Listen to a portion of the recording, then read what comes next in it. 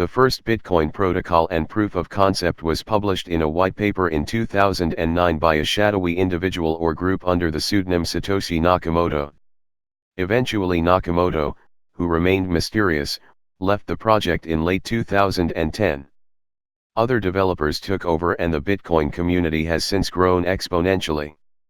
While Satoshi Nakamoto's real identity remains shrouded in mystery, it is on record that he communicated extensively in Bitcoin's early days.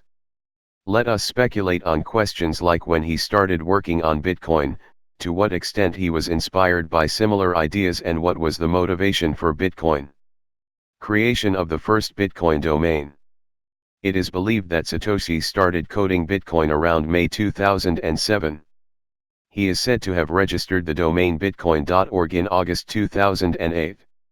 Around that time, he started sending emails to a few individuals he thought might be interested in the idea of Bitcoins. In October 2008, he publicly published a white paper that dwelt on the Bitcoin protocol, and released the Bitcoin code as well.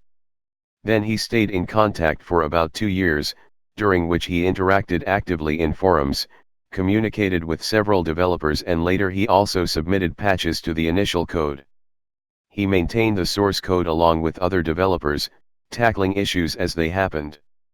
By December 2010, as others had slowly taken over, he quietly left the scene.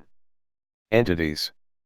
The entities involved in the implementation and maintenance of Bitcoins are the blockchain platform, cryptographic algorithms, Bitcoin miners, which are computers or specialized machines that mint the currency and make possible transactions, people who participate in the transactions and thus help to move the payment system. The philosophy of Bitcoin, and in general, of all cryptocurrencies, is that they are distributed systems where there is no central entity that manages the activities such as transactions, among others.